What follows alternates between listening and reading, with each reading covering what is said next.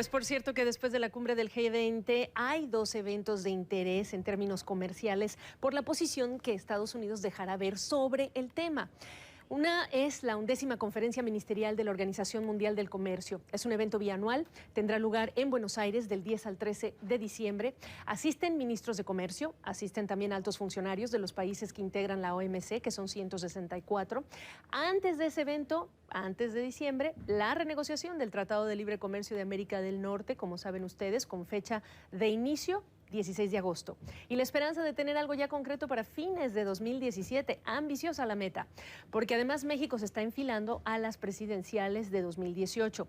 Pero si hay un país en América Latina que más participa y que se ha integrado a cadenas de valor, es México, con encadenamientos ya conocidos en manufacturas, por ejemplo, en electrónica, en autopartes, etcétera. Pero aquí la pregunta es si puede la visión comercial de Donald Trump reconformar y de qué manera estos encadenamientos productivos. El que estudia este tema a diario y en muchos países en todo el mundo es Nahuel Odone. Él es especialista en el tema, está en la Ciudad de México. Nahuel, un gusto saludarte y preguntarte primero, con las ideas que has escuchado y los discursos que has oído del presidente Donald Trump hasta ahora, ¿tú crees que está en contra de estas cadenas de valor?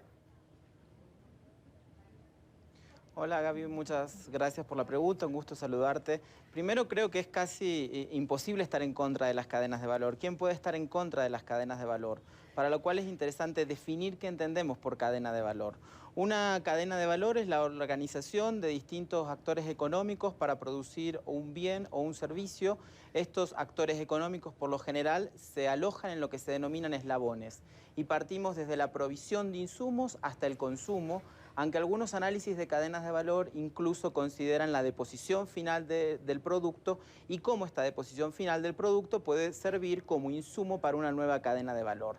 Desde esta perspectiva, entonces, nadie puede estar en contra de las cadenas de valor porque las cadenas de valor son las que producen los bienes y los servicios.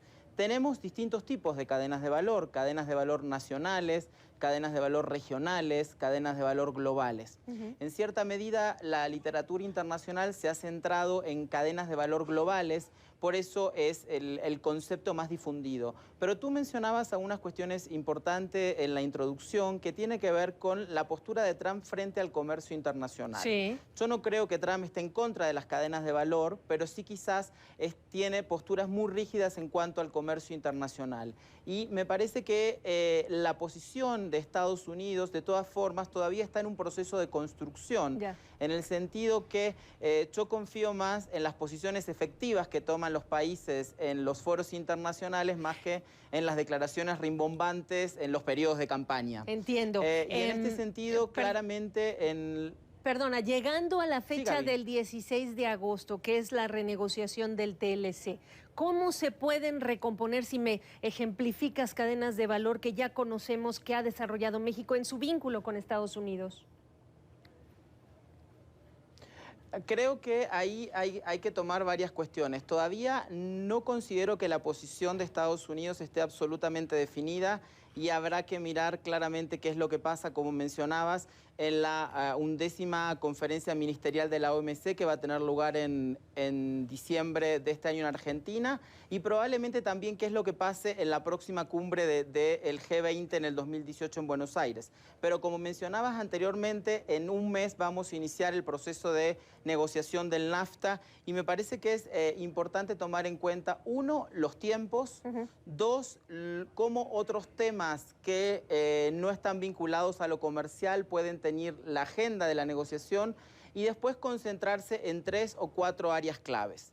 Pero antes de esto me parece que hay que tener como premisa lo siguiente, es que las cadenas globales de valor funcionan con fábricas regionales y esto es fundamental que lo comprenda Estados Unidos y que también lo comprenda México, en el sentido que el comercio intrarregional de nuestra región de América del Norte es de cerca del 50%, el comercio intrarregional de la Unión Europea es del 62%, en Asia es de otro el 50% aproximadamente, y que hoy en día es cada vez más importante importar bienes intermedios o intermedios para la generación de una oferta exportable de bienes finales. Y creo que esto es una de las cuestiones fundamentales a tener en cuenta.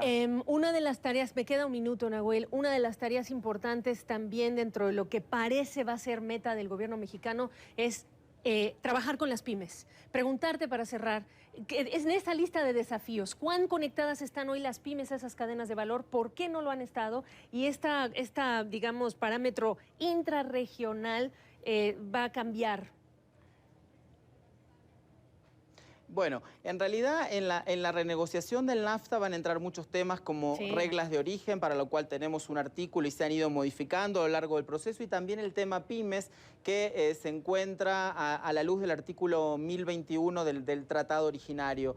Creo que hay un componente importante en cuanto a la posibilidad de fortalecer las pymes como proveedoras de insumos y de servicios en el marco de este futuro tratado de América del Norte. ¿Por qué? Porque también tenemos una mirada que solo radica en entender a México como proveedor de manufacturas intermedias, pero sin lugar a dudas ha crecido mucho la posición de México como proveedor también de servicios profesionales y de soportes especializados.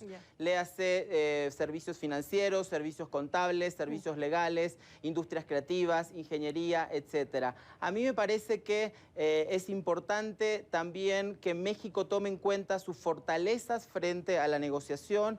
Es el segundo destino de bienes de los Estados Unidos. Probablemente en los 5 años pase a ser el principal destino de este tipo de exportaciones, y al mismo tiempo creo que tiene sin lugar a dudas una posición estratégica para renegociar algunas cosas.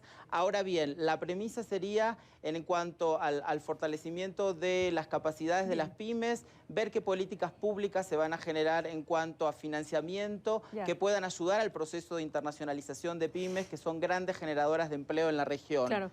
Se me acabó el tiempo, pero muy nutrida la conversación, así que le ponemos puntos suspensivos. Nahuel, gracias por la oportunidad. Gracias, Gabriel. Y quizás una última premisa, que al momento de analizar cadenas de valor, no solo es importante fijarnos en la agregación de valor, sino en los beneficios de la distribución de ese valor agregado. Y me parece que esto es fundamental para analizarlo en América del Norte. Y lo haremos en otra oportunidad. Nahuel Odón está en la Ciudad de México. Gracias. Muchas gracias.